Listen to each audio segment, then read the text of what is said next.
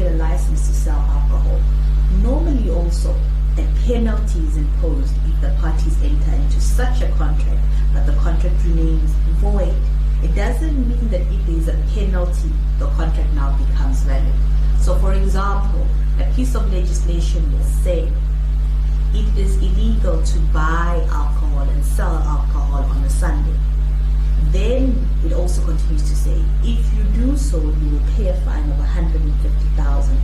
So since it's illegal, the contract is void, but on top of that, the law punishes you. Remember the punishment part when we're looking at remedies later. The punishment part is very important for lawfulness as a requirement.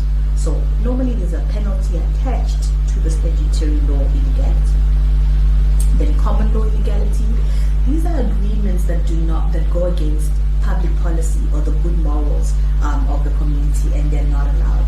Examples of such contracts, for example, contracts that interfere with justice, where you agree with someone that you will hide the body of the person they killed after they died, or you agree with someone that you will lie to the police for them.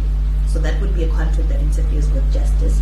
A marriage contract where a dad sells his daughter to somebody else, or if a husband agrees with his friend that he can marry his wife if Pirates loses, for example. Then we have gambling contracts. Remember, we have licensed gambling contracts and unlicensed. Okay, so we'll talk about that later. Then unfair contracts, when somebody's taking advantage of somebody else, these contracts become illegal based on public policy. So remember we said once you have signed, you are bound. But if the court finds that this contract is unfair and one party is taking advantage of another, they will also declare it void based on illegality. Please go look at examples on page 84 of the textbook regarding more examples of common law and statutory law illegality. The important one, and that's going to be our focus now, is your restraint of trade agreement. What is a restraint of trade agreement? It's basically an agreement where somebody limits somebody else's trade. Let's look at the restraint of trade agreement. So I'm talking about an employment contract or a service contract between two people. So this is where the employer, this is the IT company I mentioned earlier, where the IT company I've been working for the last 20 years. In my employment contract, there is a clause in that contract that restricts or limits my ability to trade freely. So I work for an IT company, I know all their trade secrets, I know all the new products they're going to be advertising to the public. Then I decide I'm going to move, for example, from Microsoft to Apple. Can you see there's a problem there? They both deal with the same type of software. So my move from Microsoft to Apple is a threat to my current company, Microsoft. So what will Microsoft do in my employment contract? They will put in a clause in that contract, a restraint of trade clause, where they say you cannot, for example, after you've left our employment, left Microsoft, go and work for our competitor for a specific period or in a specific area for a period of time. So it's a clause in the contract that restricts or limits a person's ability to trade freely.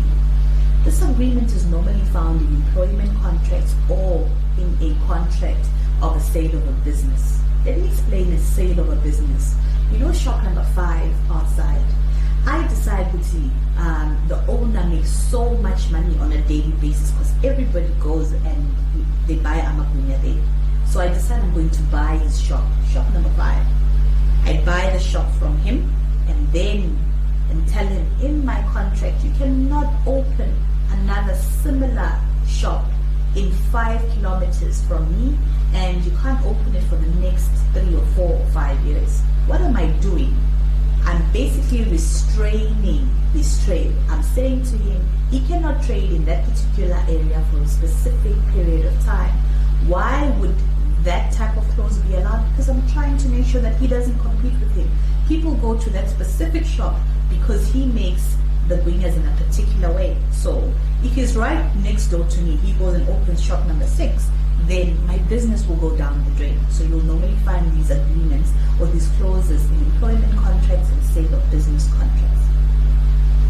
Now, this restraint of trade or trading freely is protected in the Constitution. The Constitution says that every person has a fundamental right to choose their trade. Trade is what you do to make money. Occupation or profession freely. But there's an exception to that rule.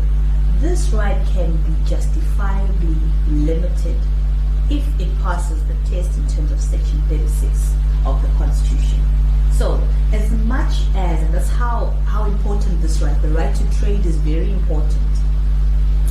As much as the Constitution likes this right or protects this right, it can be limited if the limitation is justified in terms of Section 36 of the Constitution.